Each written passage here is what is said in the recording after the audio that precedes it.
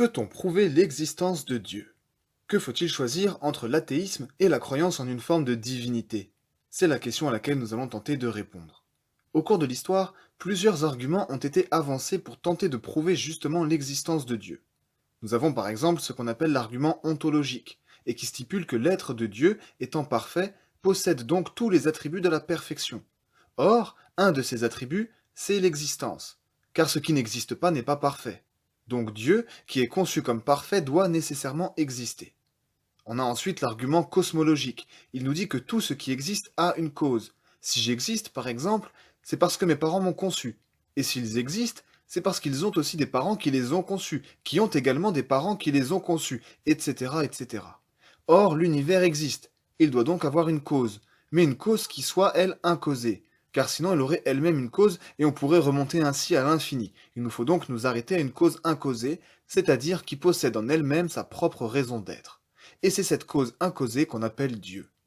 Il y a aussi l'argument téléologique, qui nous dit que le monde, la nature, est tellement complexe, ordonné et réfléchi qu'il ne peut qu'avoir été créé par un esprit d'une sagesse et d'une puissance supérieure, c'est-à-dire Dieu.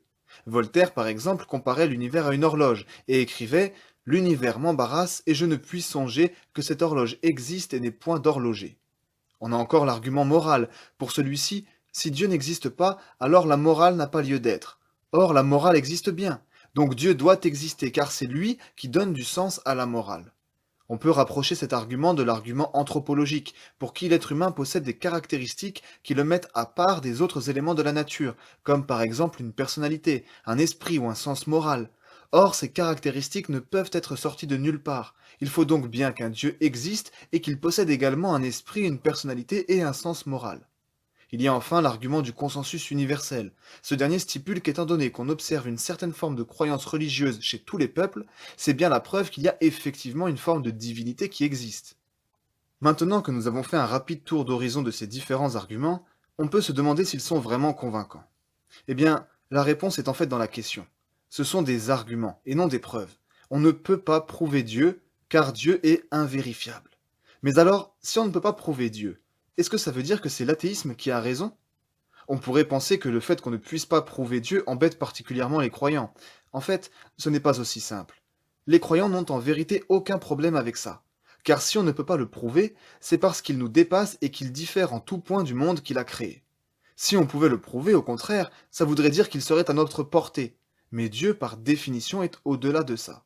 Les croyants sont donc d'accord pour dire qu'on ne peut pas prouver Dieu. Néanmoins, si on ne peut pas prouver qu'il existe, on ne peut pas non plus prouver qu'il n'existe pas.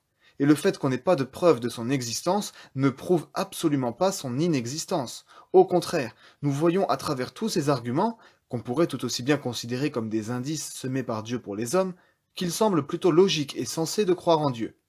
Nous aurons l'occasion d'approfondir certains de ces arguments dans d'autres vidéos, mais pour le moment, il nous faut continuer d'analyser les différentes conceptions du divin évoquées dans la précédente vidéo. Dans la prochaine vidéo, justement, nous tenterons de faire un choix entre le polythéisme et le monothéisme.